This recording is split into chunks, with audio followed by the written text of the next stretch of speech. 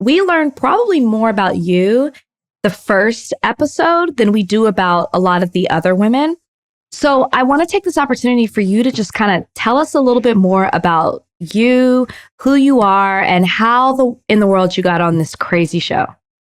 Sure. Is there like anywhere that you wanted me to start, or just kind of how I ended up on the show? Well, like a little tidbit about like maybe who you are, because like the show's about love. So maybe, what led you to be here. You're stunning. Like you easily see the connection between you and Matt the first night, like effortless. So I know you have oh my God, I can't speak. I know you don't have a hard time at all, attracting attention and having a lot of suitors, but how did you end up on this show? Give us a little bit about like into your love life. Sure. Well, it was pretty much non-existent before the show.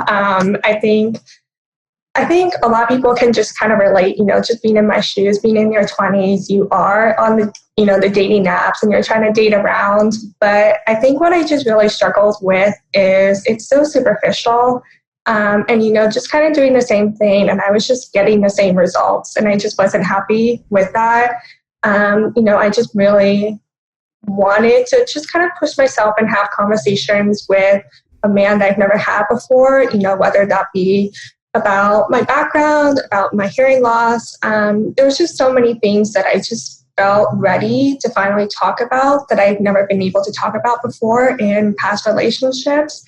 And so that's kind of why I just kind of took that leap. I was like, it's as crazy as it may seem, The Bachelor, I think that's just so out of my comfort zone. But I think when Matt got announced as The Bachelor, obviously he's very handsome. I was not concerned that, was I going to be attracted to him? But I think there's just something about Matt that just comes across very genuine. I've kind of heard him speak a few times, and just kind of how compassionate he is. I knew that he was going to be able to challenge me to have those conversations. And so I think that's why I was like, I'll just go, I'll be vulnerable and have millions of people watch me. That's totally fine, casual, natural.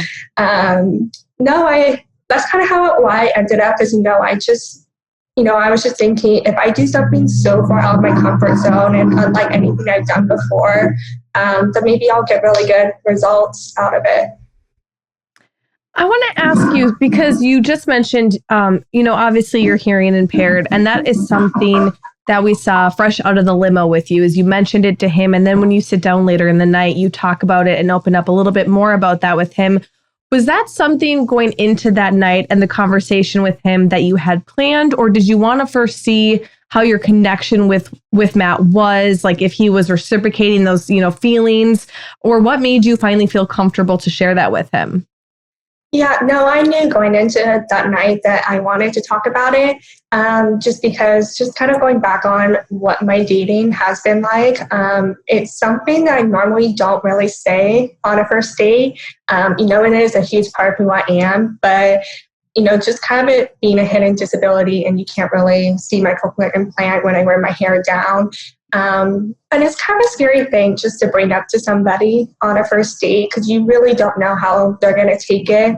And I have been in kind of uncomfortable situations. One time I went to Topgolf and it's really loud there. And, I was missing half the things that he was saying. And I still couldn't bring myself just to tell him like, hey, this is my situation. It's just something that I've been insecure about in the past. And when you're trying to be attracted to a guy, airing out your insecurities is not always the first thing that you want to do.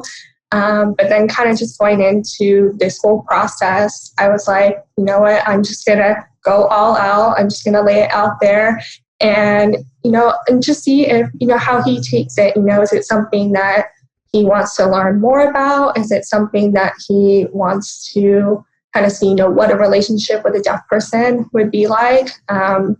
So that, that's why I did it the first night.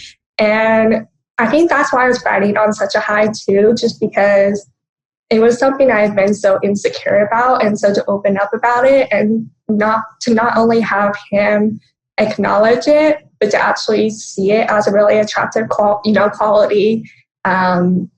it was just a really special moment for sure. Yeah. It just kind of came to full circle.